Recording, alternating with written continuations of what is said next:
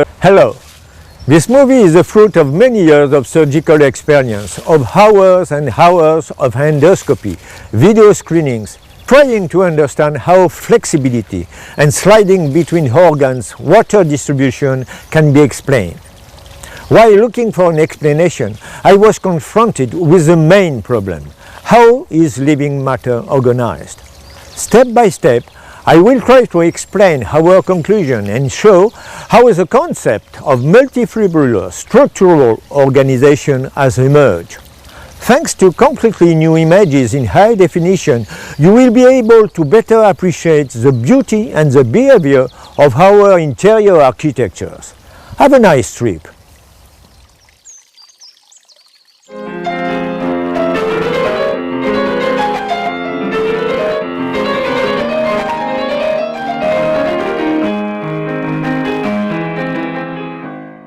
Watch the hand of the pianist perform a Chopin ballad, flexing, extending and removing his fingers with astounding speed. Seems quite banal. And yet, who doubts when we bend our fingers that within the palm of the hand the tendons move about 2 centimeters without any transmission of this movement to the surface of the skin? When we massage, stretch or lift the skin, we feel little resistance to traction, but the skin does not tear, and when we let go, as if by memory, it returns to its initial position. This ability to store body shape doesn't draw much of our attention. Why indeed explain a daily miracle? Physicians have long solved this phenomenon semantically with the terms elasticity, plasticity and flexibility. In the 20th century, anatomical studies have even tried to explain it from a strongly mechanicistic point of view by alluding to notions of virtual space and stratification of tissue with the sliding to and fro of fibrils of decreasing diameters called connective tissue. Descriptive anatomy stopped there when came the era of the microscope, using optic electronic slot scanning and transmission techniques that explored living matter, but at a very different level than that of the cell. The cell then became the central focus of research. Now, thanks to the new technology, we can learn more from this connective tissue, which has been neglected for so long. Thanks to the endoscopy mainly, we will try to find out if connective tissue is simply a tissue that connects organs, or if it is the constitutive tissue in which the organs are developed. This could be a significant paradigm shift. The introduction of endoscopic surgery changes this perception, and we are confronted with new situations, of colours, of life in motion. It allows us to discover an arachnoid world of extreme morphological diversity and forces us to address an unexpected structural, biological organisation, opening up avenues of deep introspection. Endoscopy is performed during surgery under tourniquet with the written consent of patients.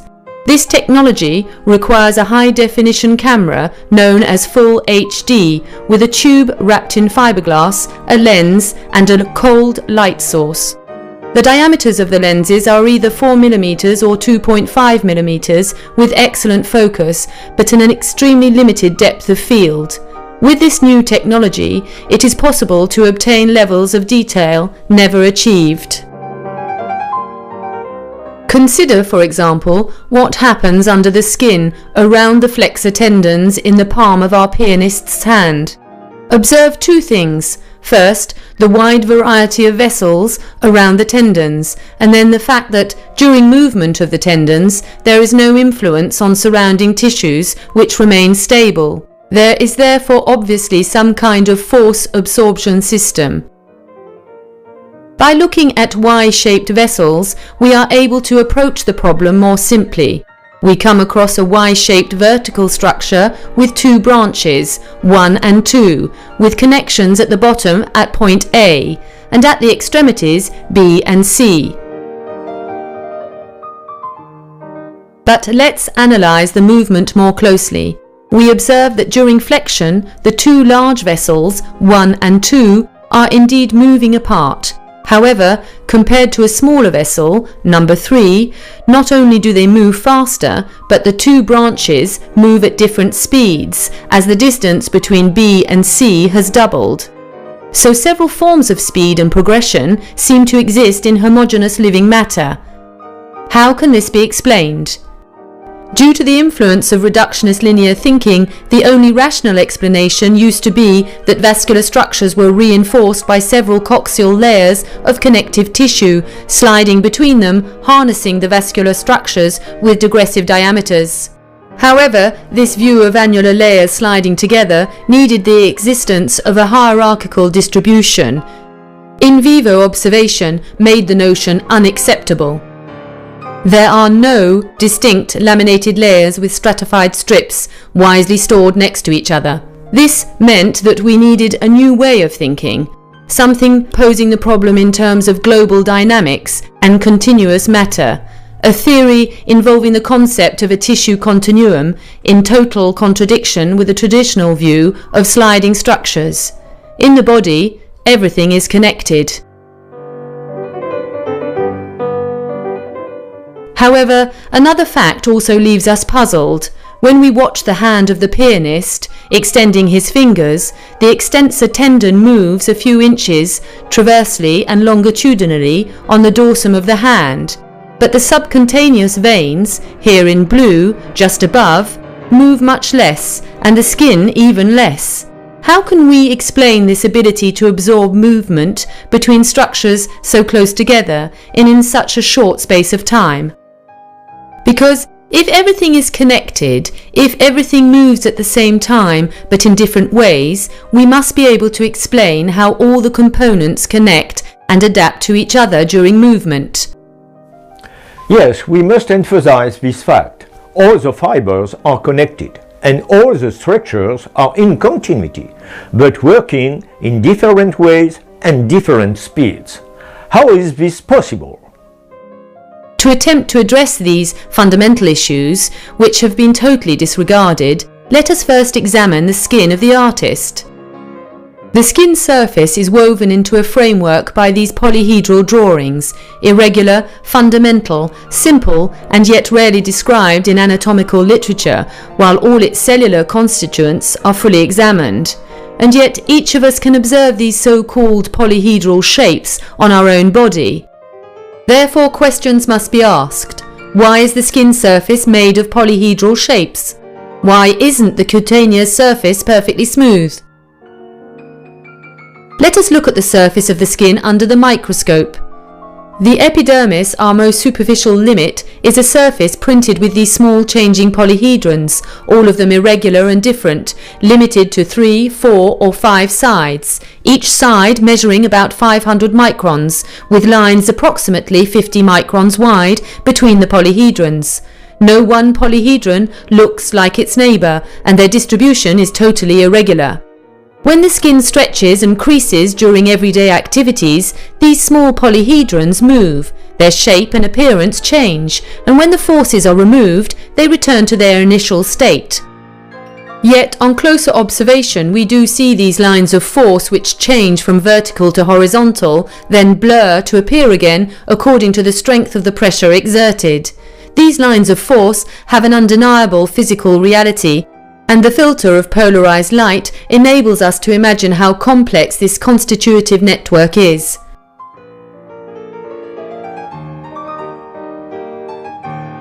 First, let's see the movement magnified 10 times. Polyhedrons are directed to the right. Let's press on the left. They all move rapidly, apparently in a disordered manner. Their forms change and the lines of force move to the left. The response to the constraint to physical force applied is obvious. The gymnastic agility of the polyhedrons, the apparent mechanical ability to change forms, and orientation needs further investigation.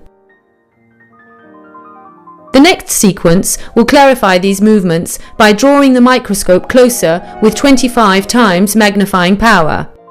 At rest, let's examine a polyhedron A, B, C, D. Let's pull downwards lightly on the framework without changing the depth of field of the camera. The elements B, C and D are moving downwards. The separation lines are only stretched, but A remains rather static.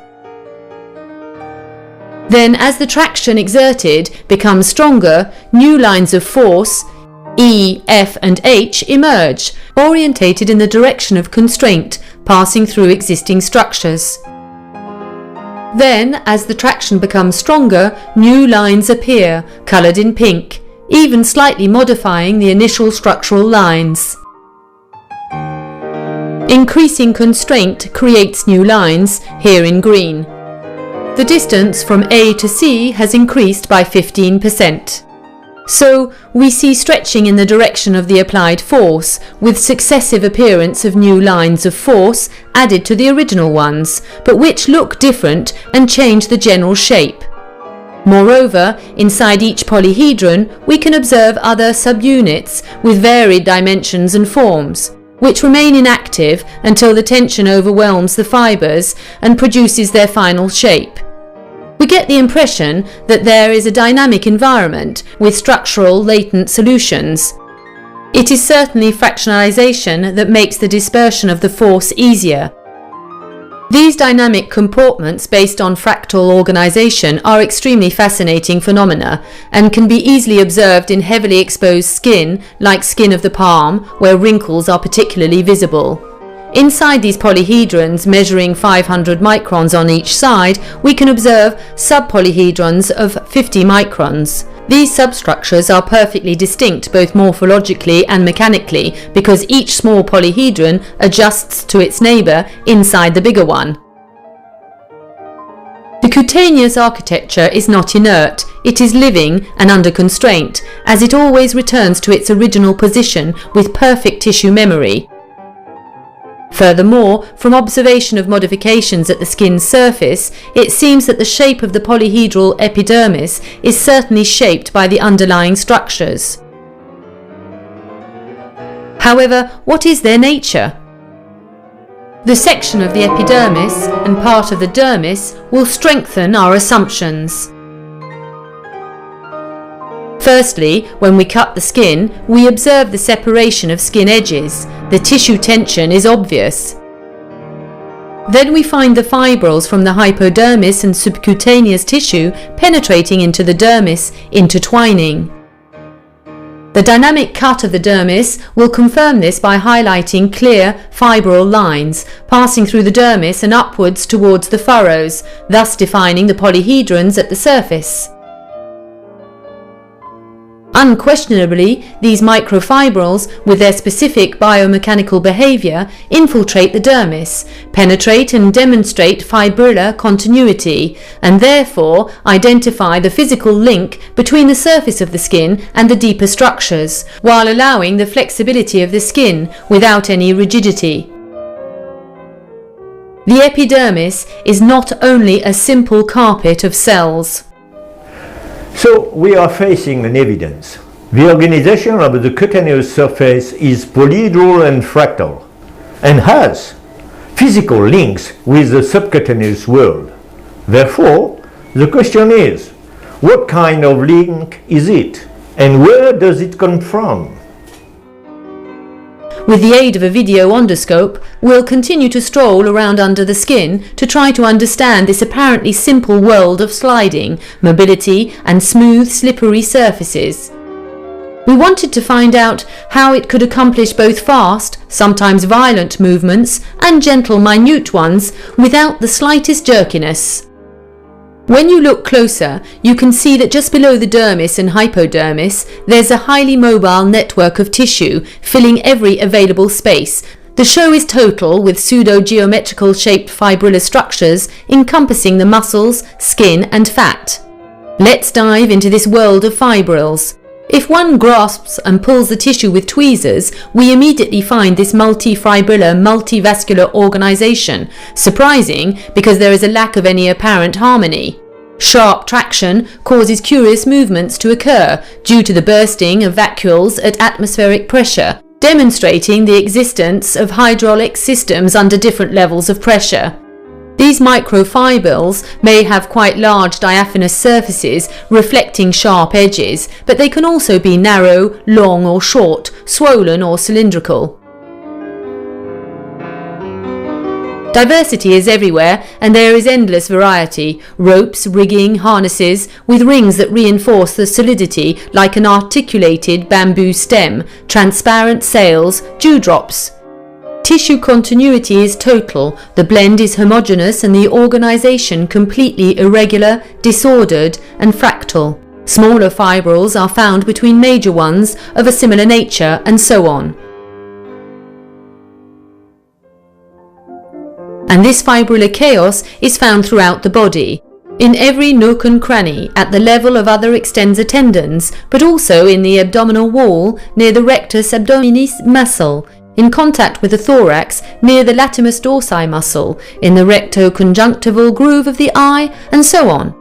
It would seem that this tissue serves to frame the muscles and tendons, and could even be their primary constituent material.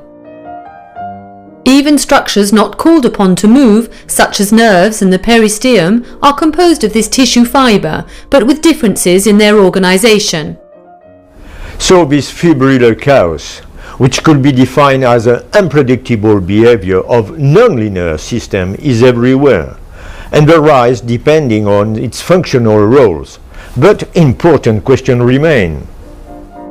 How can this fibrillar continuity, this tissue cohesion, ensure simultaneous movement and sliding in the fingers and hands of the pianist, or legs and shoulders of the gymnast, while having no effect on surrounding tissues, and ensuring their return to their resting position, while at the same time modulating the input of nervous or vascular energy and constantly maintaining the preordained shape of our bodies?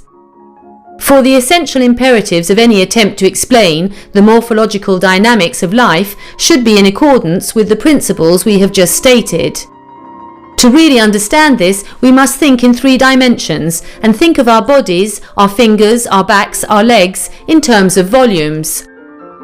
Most sequences demonstrate the existence of pseudo-geometric shapes resulting from the intertwining of fibrils.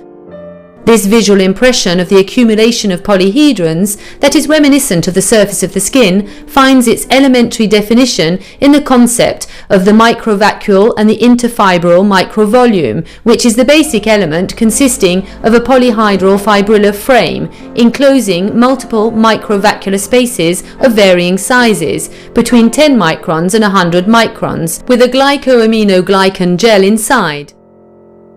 The notion of microvacuole is the first obvious information we will receive at the beginning of our endoscopic tours. It's a physical reality. Don't forget that the microvacuole is an interfibrillar microvolume. These microfibrils have a diameter of about 10 to 20 microns and are made up predominantly of collagen type 1 and 3. By intertwining in an irregular, fractal manner, they determine the volume of the microvacuole, which is filled with a glycoaminoglycan gel.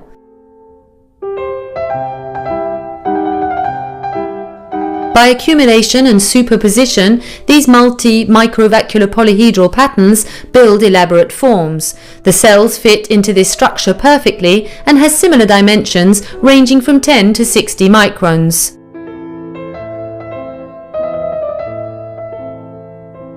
So now we understand better what is already happening in the pianist's hands or the legs of the gymnast. It's a real firework display of movements of fibrils, intersecting, overlapping and substituting. There is, however, an apparent underlying logic, the orientation of the fibres in the direction of the imposed force. Thus, thanks to this fractal organisation network, constraints are distributed around to ensure the achievement of mobility in 3 dimensions. However, how can this observed chaos result in a coherent motion of surprising force and accuracy? How can this multi-microvacuolar ensemble ensure the overall increase of the mobile structures with no surrounding movement, and while preserving the shape of the structures?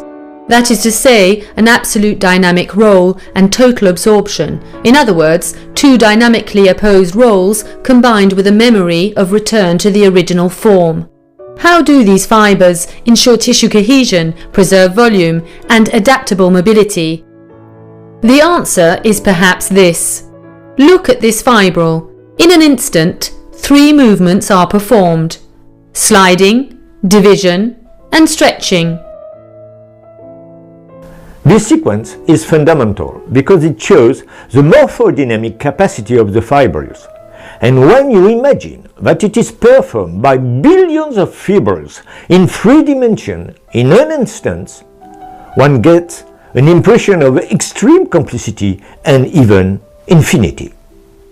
To be achieved, these 3 types of movements involve the intrinsic properties of the fibrils. It would seem that the fibres intrinsically possess the ability to distend or retract due to their molecular structure. Closer scrutiny reveals that ringed superpositions between the fibres become distended just before the overall movement ensues. This could be the first stage, a form of preparation before the request to move is dealt with. To respond to the direction of the stress, the biomechanics of the microvacuoles are assisted by the added capacity of the fibres to migrate around a nodule point along another fibre as a kind of living hinge. Finally, fibres also seem to be able to disassociate into several parts, just like the hydra-headed monster of mythology, to shear off and reform. And when you imagine that these myriads of seemingly random micromotions are performed instantly on millions of fibres, then you understand that this ability of matter and its spatial organisation offers an infinite potential of movements. Highly effective pre-stressed flexible fibrillar structures are undoubtedly advantageous due to their ability to take various forms, being more stable, more adapted to sliding in between themselves, and allowing for better metabolism, thus prolonging their lifespan. However, not all these fibres are mobile. Form has to be maintained, some are fixed, with stable crossing points. The building architecture can be mobile while keeping a given and maintained shape.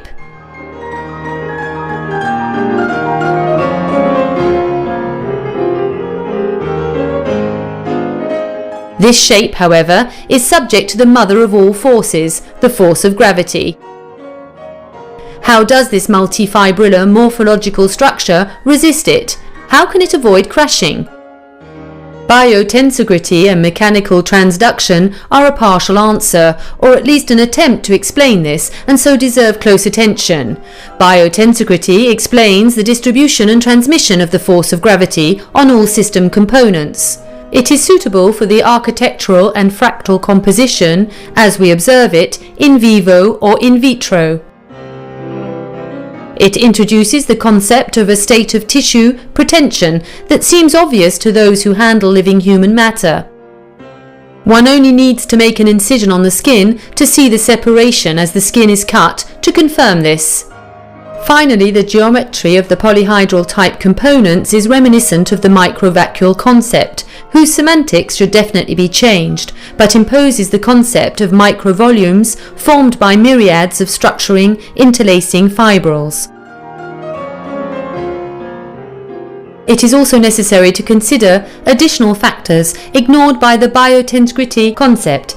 These are mobility of the structuring materials and the concept of pressure and volume between the structuring materials.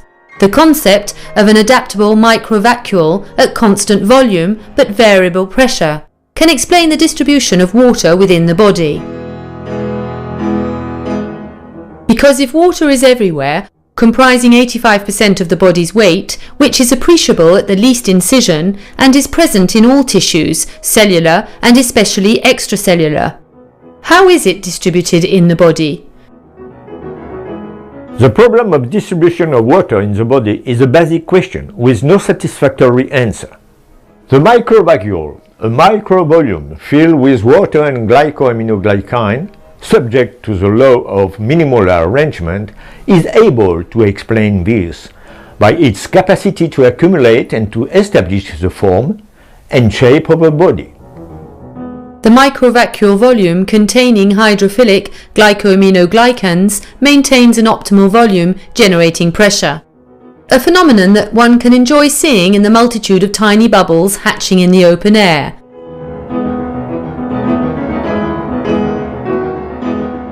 The destruction of this structure causes the occurrence of droplets along the fibrils and so explains this phenomenon observed regularly as droplets of dew. Flexibility, agility, mobility and strength can be better explained, and therefore the motion of flexion of the fingers on the piano keys may find an explanation through this lively perception of the isolated flexion of one or more fingers and the proudness of stretching skin during a movement of the shoulder. These fibrillar architectures and their microvascular spaces, lubricated with glycoaminoglycans, are indeed major players in the choreography of this ballet. From now on, we can account for the anatomical structures differently. From the skin to the muscle, from the tendon to the periosteum, the body is one and has the same multifibrillar architecture, possessing constant intra- and interfibrillar movements with different cellular and morphological specifications. The cell belongs to this system, it is this system, it is in this system. From the DNA helix to the cytoskeleton, including the links to the integrines and neighbouring cells, everything is in continuity, everything is connected, everything moves to fit, everything moves and always comes back to its previous position. Everything moves within the tissue continuity. The body seems to be an ideal mesh made of fibres, fibrils, microfibrils and microvascular spaces with a structural rationalism, allowing us to associate molecular physiochemical biodynamics with quantum physics.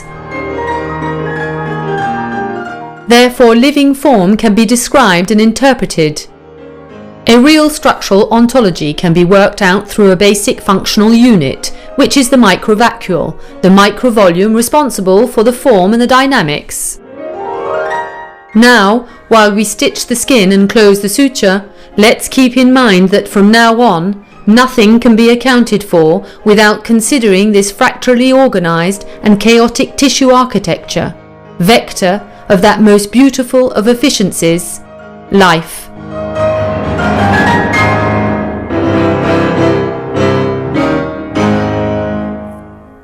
So, as we have seen it, connective tissue is not only a tissue for connection organs. It's actually the constitutive tissue, the tissue that makes the frame and gives organized and structural existence to the body.